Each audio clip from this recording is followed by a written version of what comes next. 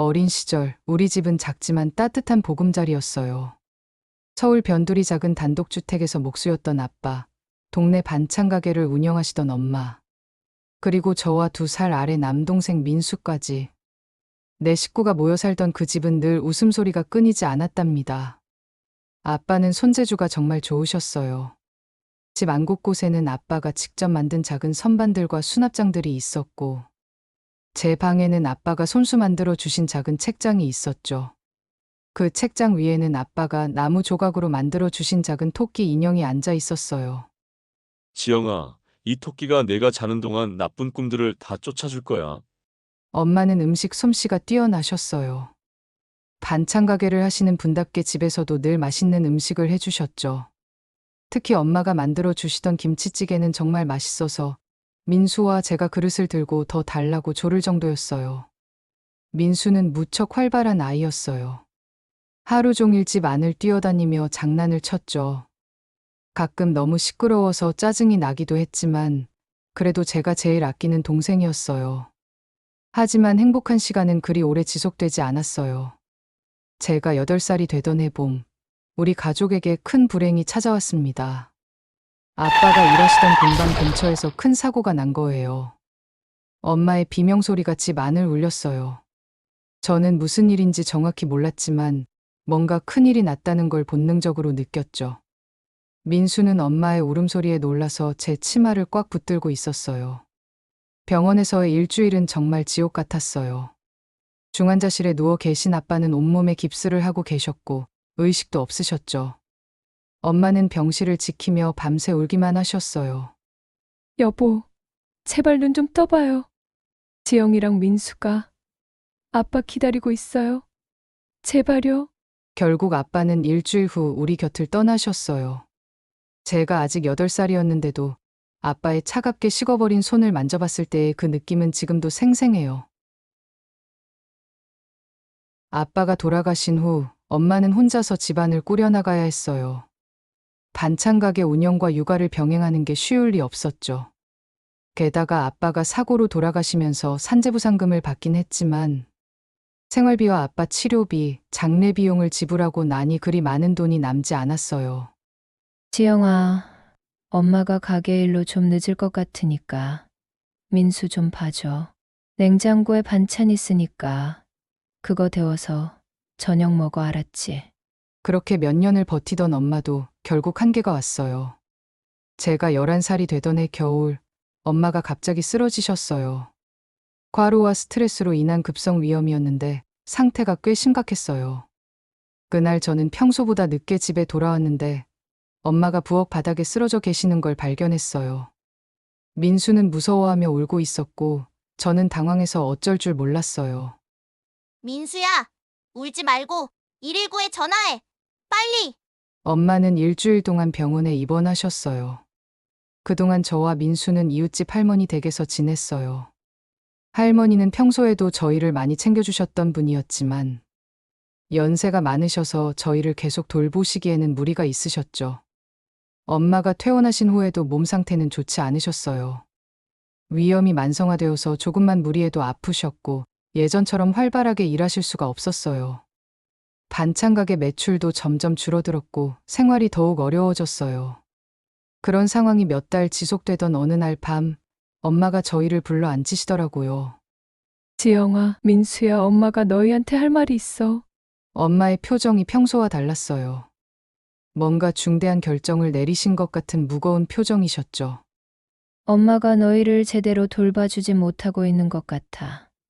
아파서 일도 못하고 너희는 또래 아이들이 누려야 할 것들을 누리지 못하고 있고, 그래서 말인데 엄마가 좀 더 건강해질 때까지 너희를 더 잘 돌봐줄 수 있는 곳에 맡기려고 해.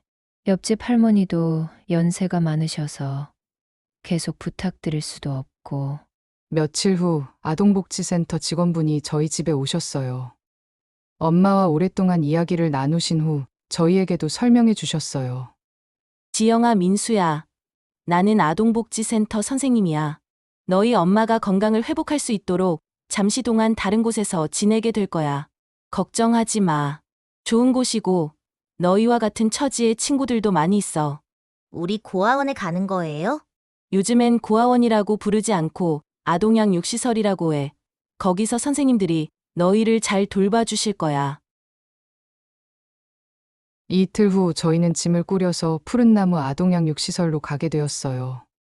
엄마는 저희를 배웅하시면서 계속 우셨어요. 처음 며칠은 정말 힘들었어요. 밤마다 엄마가 그리웠고 민수도 자꾸 울곤 했어요.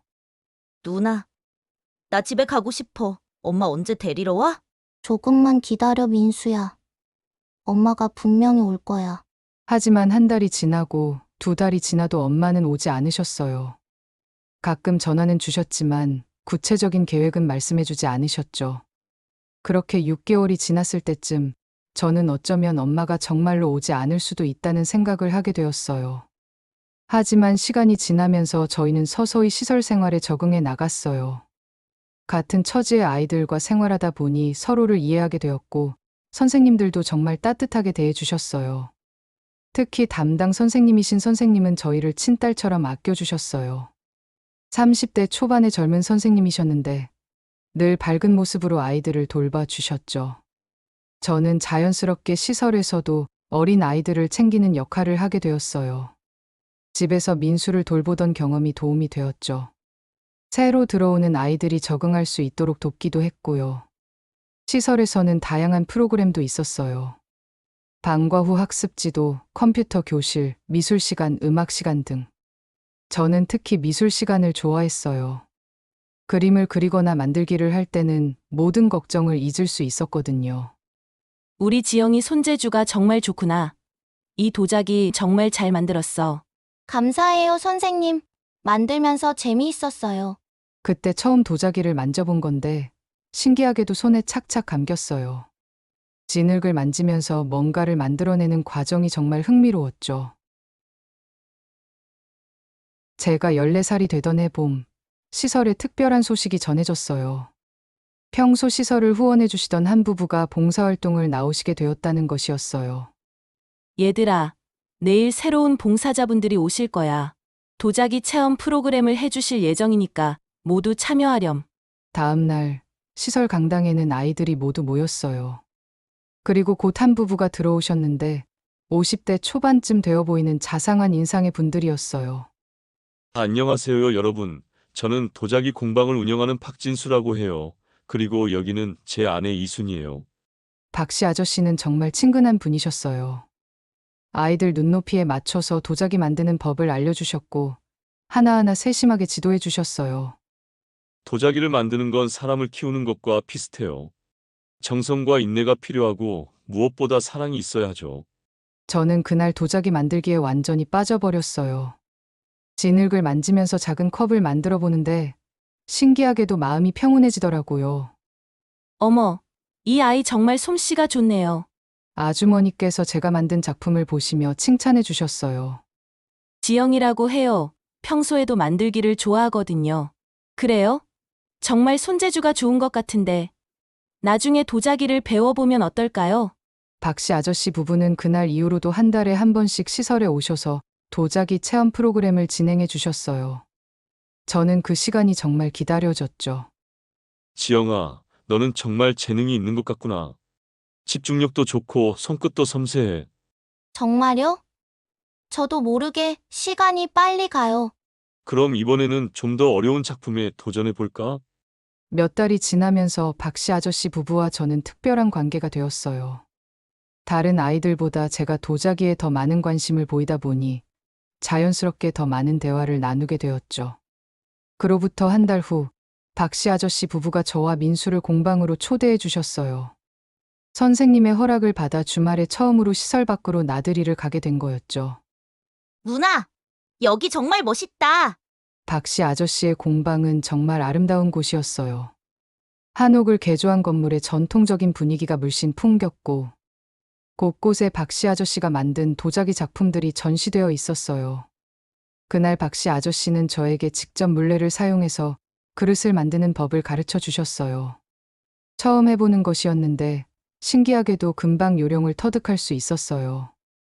아주머니가 정성스럽게 준비해 주신 저녁을 먹으면서 저는 정말 오랜만에 가족의 정을 느꼈어요. 시설에서도 선생님들이 잘해주셨지만 이렇게 가정적인 분위기는 아니었거든요. 지영아, 민수야, 오늘 재미있었어? 네. 정말 재미있었어요. 다음에 또 와도 되나요? 물론이지. 언제든지 와. 아저씨 아줌마도 너희들이 와주니까 정말 기뻐. 시설로 돌아가는 길에서 박씨 아저씨가 저에게 뜻밖의 제안을 하셨어요. 지영아, 혹시 정기적으로 우리 공방에 와서 도자기를 배워보지 않을래? 물론 시설 선생님들 허락을 받아서 말이야. 정말요? 그래도 되나요? 그럼 재능이 있는데 그냥 묻어두기엔 아까우니까.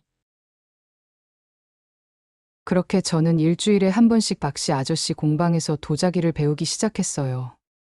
민수도 함께 데려갔는데 민수는 도자기보다는 공방 주변에서 뛰어노는 걸 더 좋아했죠. 박씨 아저씨 부부는 시간이 지날수록 저희를 친자식처럼 아껴주셨어요. 저의 학교 성적을 챙겨주시고 민수의 말동무도 되어주시고 가끔은 옷이나 학용품도 사주셨어요. 어느 날 박씨 아저씨 부부가 선생님과 오랫동안 상담을 하셨어요. 저희는 상담 내용을 알 수 없었지만 뭔가 중요한 이야기가 오고 간다는 건 느낄 수 있었어요. 며칠 후 선생님이 저와 민수를 별도로 불러서 이야기를 해주셨어요.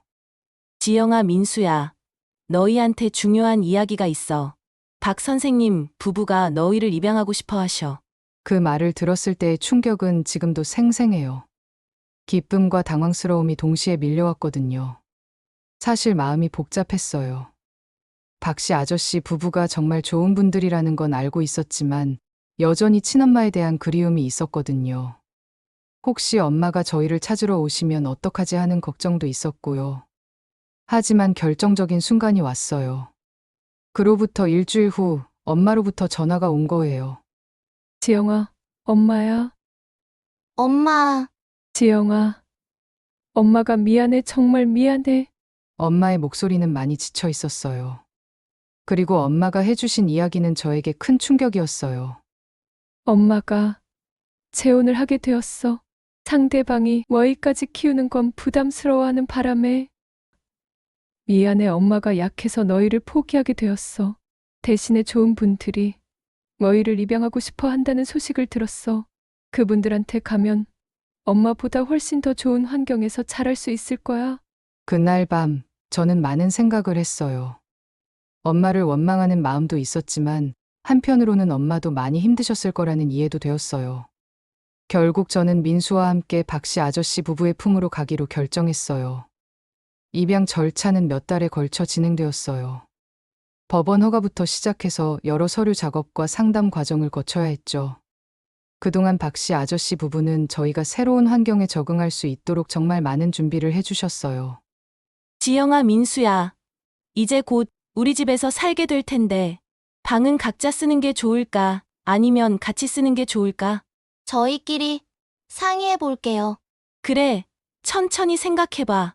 우리는 너희가 편한 게 제일 중요해. 드디어 제가 15살이 되던 해봄, 저희는 정식으로 박씨 아저씨 부부의 자녀가 되었어요. 새로운 집에서의 생활은 정말 달콤했어요. 제 방에는 도자기 작업을 할 수 있는 작은 공간까지 만들어 주셨고, 민수 방에는 민수가 좋아하는 축구공과 게임기도 있었어요. 하지만 처음에는 아빠, 엄마라고 부르는 게 쉽지 않았어요. 그분들도 이해해 주시며 억지로 부르라고 하지는 않으셨죠. 고등학교 3학년이 되자 본격적인 입시 준비가 시작되었어요. 저는 서울의 한 유명한 미술대학 도예과에 지원하기로 했어요. 입시 준비 과정은 정말 힘들었어요. 실기 연습을 위해 매일 늦은 시간까지 작업실에서 작품을 만들었고, 이론 공부도 해야 했죠. 지영아, 너무 무리하지 마. 다른 것보다 우리 지영이 건강이 제일 중요한 거야. 양어머니는 늘 저를 걱정해 주셨어요.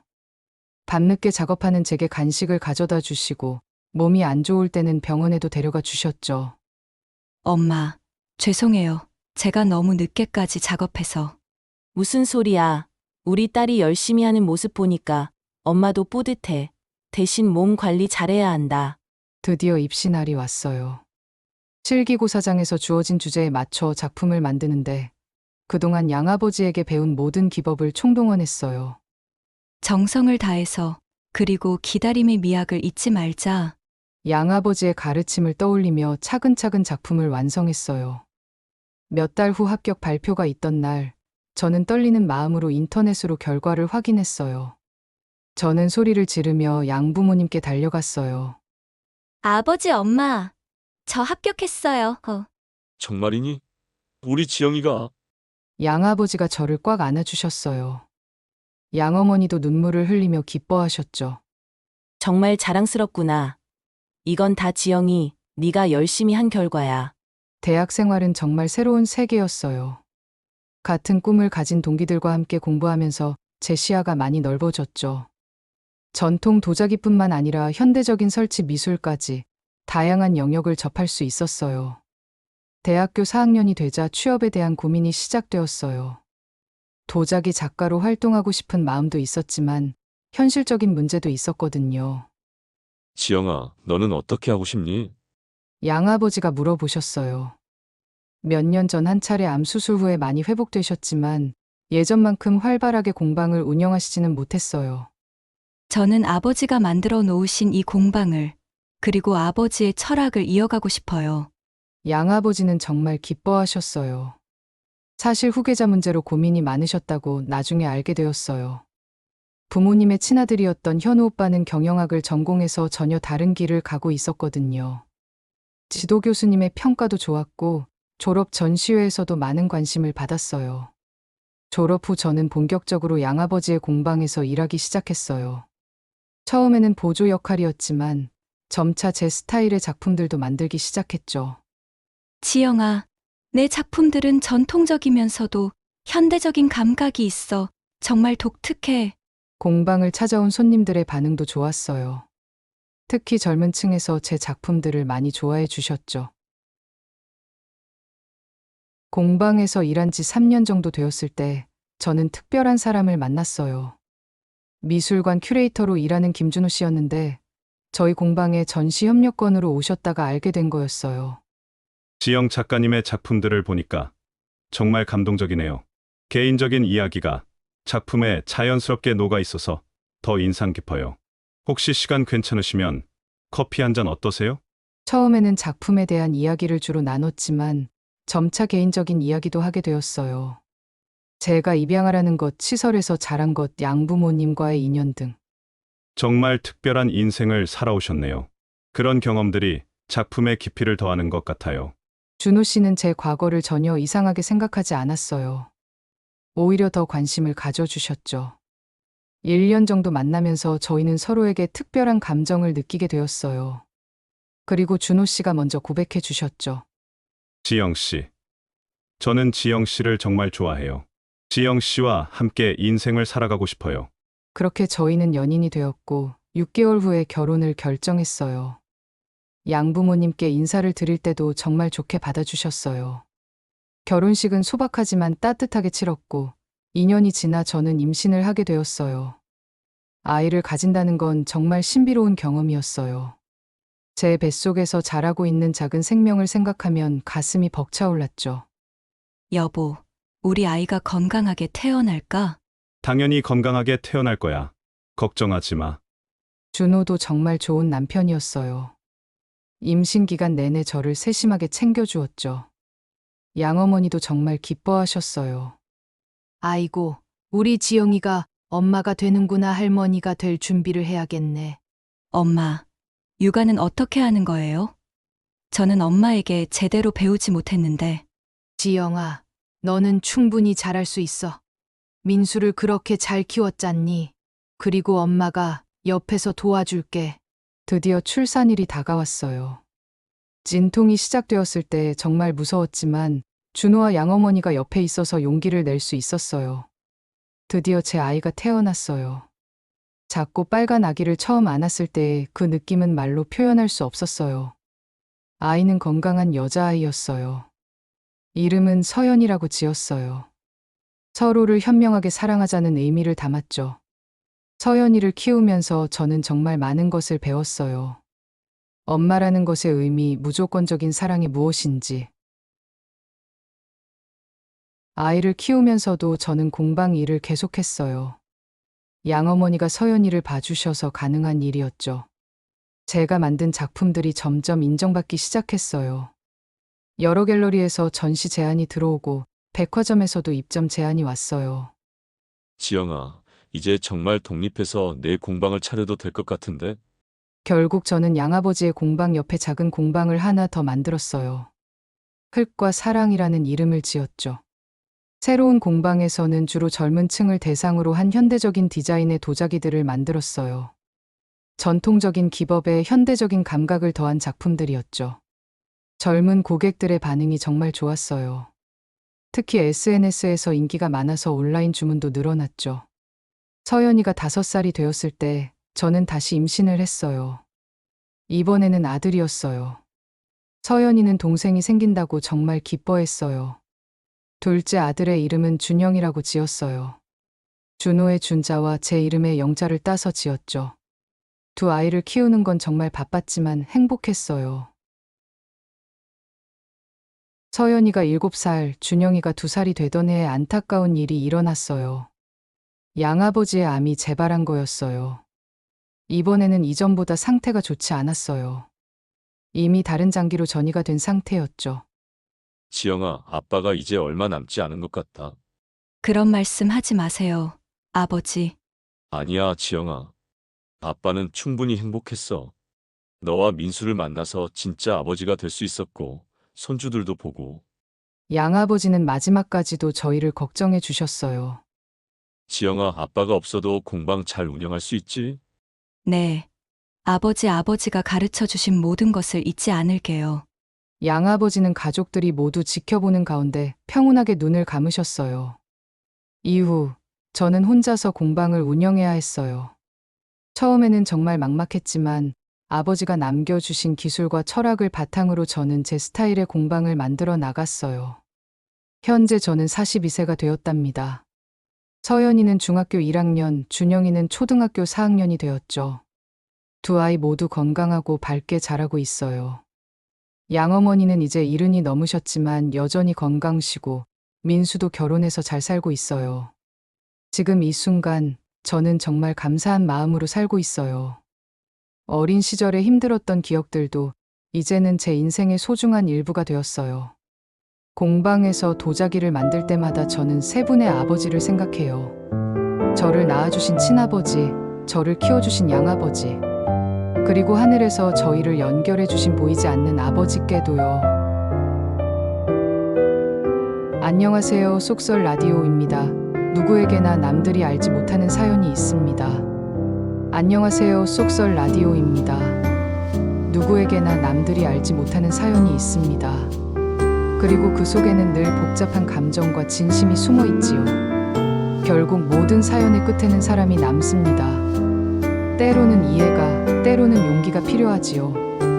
오늘 사연도 우리에게 그런 생각거리를 남겨주지 않았나 싶습니다. 오늘의 속설 여기서 마치겠습니다. 여러분의 따뜻한 사연 기다리고 있을게요. 편안한 밤 되세요.